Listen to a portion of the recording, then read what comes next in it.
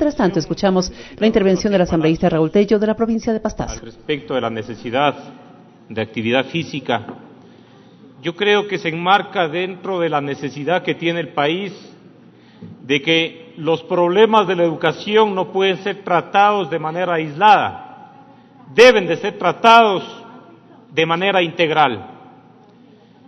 Eso no significa que el proyecto presentado por el asambleísta Mauricio Proaño no tenga trascendencia. Por el contrario, el tema de la alimentación escolar es un aspecto fundamental en el ámbito educativo, así como también el tema de la práctica del deporte. ¿Y por qué yo hablo de la integralidad? Hablo de la integralidad porque a veces desde aquí, desde el escritorio, podemos dar determinados aportes, pero que en la práctica, en la vida práctica, en la ruralidad, las cosas son totalmente diferentes. Al respecto de la alimentación escolar, veo que se ha socializado el proyecto en diversas provincias, principalmente de la sierra, pero difiere totalmente los problemas de la sierra, de la costa, con los problemas de la Amazonía ecuatoriana, inclusive en lo que tiene que ver a las costumbres en el ámbito de la alimentación. Mire, yo sí creo que siendo fundamental el ámbito de la alimentación escolar, que no tiene relación únicamente con los problemas de obesidad, sino fundamentalmente con los problemas de rendimiento de nuestra niñez y de nuestra juventud, tienen que ser tratados desde ese ámbito. Y ahora que estamos en tiempos de crisis y se habla de focalización, yo sí creo que también ese aporte que debe de hacer el Estado tiene que ir focalizado a los sectores que más necesitan, porque no se puede generalizar ese aporte del Estado. La experiencia diaria, ¿qué es lo que nos dice?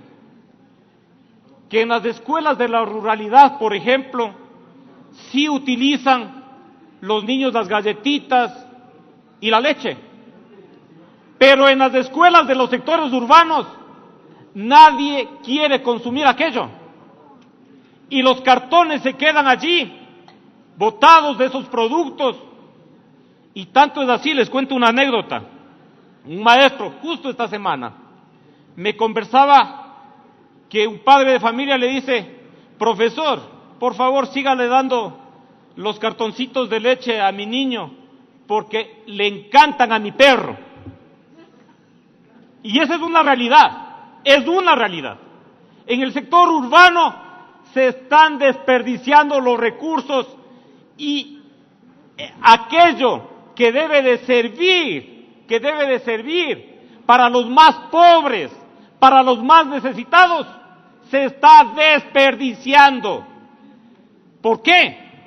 Porque desde el Ministerio de Educación no se ha hecho un análisis real del impacto que ha tenido el dotar de esa colación escolar, pero el impacto sectorizando al país.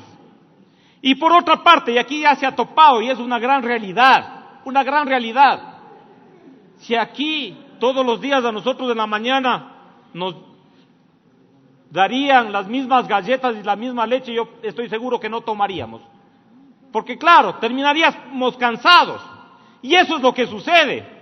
Entonces, yo sí creo que es fundamental en este proyecto que integremos a todos los sectores, como en determinado momento ya se lo hizo, con la participación de los padres de familia, con la participación de los gobiernos locales. Yo veo ahí la participación de la AME, pero yo creo que si hay una institución que en nuestras provincias está vinculado al ámbito productivo, son los gobiernos provinciales. Los gobiernos provinciales deberían de participar allí. ¿Para qué? Para poder, conjuntamente con las demás instituciones, propender a una producción sana, una producción orgánica, que sirva también para la alimentación de nuestra niñez y de nuestra juventud. Y se tiene que buscar esa participación inclusive, ¿para qué? Para poder implementar políticas diferentes de acuerdo a cada uno de los sectores, porque no podemos entregarles la misma alimentación en la región sierra que en la región oriente, porque las costumbres alimenticias son totalmente diferentes. Yo sí creo que este proyecto debe de estar enriquecido fundamentalmente por la participación de padres de familia, de estudiantes, de maestros, de gobiernos locales, que permitan implementar una verdadera política de alimentación en favor de nuestra niñez. Un poco refiriéndome al tema de lo que se ha dicho o de lo que dijo el colega Sebastián Palacios. Miren, hablamos de la necesidad de actividad física, sí, porque la alimentación tiene que ir en estrecha relación con la actividad física. Están estrechamente relacionados. Pero, ¿qué podemos esperar si desde hace algún tiempo ya han salido disposiciones al respecto de que la carga horaria que tiene que ver con actividad física o con cultura física se le entregan ¿a quién? Al profesor de aula, a quien no está especializado para dirigir la actividad física de nuestra niñez. Y son disposiciones del Ministerio de Educación. Y a los profesores de cultura física se les ha entregado cargas horarias de cultura estética, de música, de lo que sea. Y esa es una realidad. Esa es una realidad. Así se está manejando la educación en este país. Y claro, si existe ausencia de profesores de educación física, ¿a qué se debe? A que cerraron muchas facultades de educación física y las facultades de ciencias de la educación en este país, a pretexto de crear una universidad especializada para ello, que no da abasto para los problemas que tiene la educación y para sus necesidades. Por eso es que hemos regresado. Yo creo que lamentablemente en eso hemos dado pasos para atrás en por lo menos unos 20 años. Ya hace un par de décadas se había logrado en el Ecuador que en el sistema educativo no tengamos de otras profesiones que no sean maestros. Y ahora nuevamente hemos retornado a tener en el sistema educativo a profesionales de cualquier rama, menos a educadores. Ahí vemos, sí, con el respeto que se merecen las otras profesiones, abogados, ingenieros, dando clases. Y en muchos de los casos, no es porque desde el Ministerio de Educación no se quiera enviar a maestros a las instituciones educativas. No existen los maestros, porque se cerraron los institutos pedagógicos. Y allí es fundamental que la Comisión de Educación tome en consideración aquello en las reformas a la LOEI, en la finalidad de que se reabran los institutos pedagógicos de este país para dotar de maestros de corazón, de maestros que tengan en su sangre el amor a su profesión.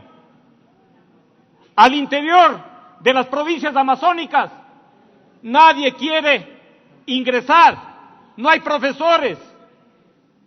Y entonces han regresado a lo que sucedía hace 30 años, a enviar a bachilleres para dirigir los procesos educativos en esos establecimientos educativos. Es importante que este proyecto tome en consideración de manera fundamental la obligación del Estado de preocuparse de la alimentación de nuestra niñez y de nuestra juventud. Porque este es un tema que no puede estar sujeto a la buena voluntad del gobernante de turno. Y en eso yo sí quiero darle valor a este proyecto de ley.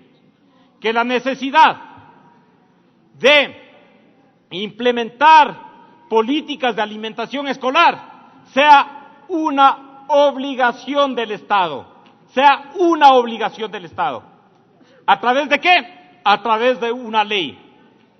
Una ley que yo sí creo que debe ser enriquecida con los aportes de otros sectores de la población en la finalidad de que se responda a los requerimientos de nuestra niñez y de nuestra juventud.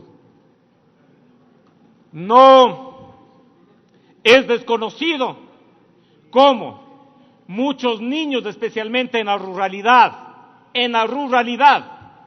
salen desde las 4, 5 de la mañana a los establecimientos educativos sin haber desayunado. Y están regresando, caminando, 2, 3 horas, están en sus casas a las 2, 3 de la tarde y se encuentran que sus hogares, por las limitaciones, por la pobreza, tampoco tienen alimentación. ¿Quién debe de velar por esa niñez? El Estado, el Estado. Y aquí la importancia de este proyecto. Pero dirijamos estos esfuerzos del Estado a quienes realmente necesitan, a quienes realmente sufren las consecuencias de la crisis, las consecuencias del hambre, de la miseria. Dirijamos para ellos este esfuerzo que tiene la obligación de hacer el Estado en beneficio de la niñez y de la juventud. Gracias, presidente. Intervención del asambleísta Raúl Tello.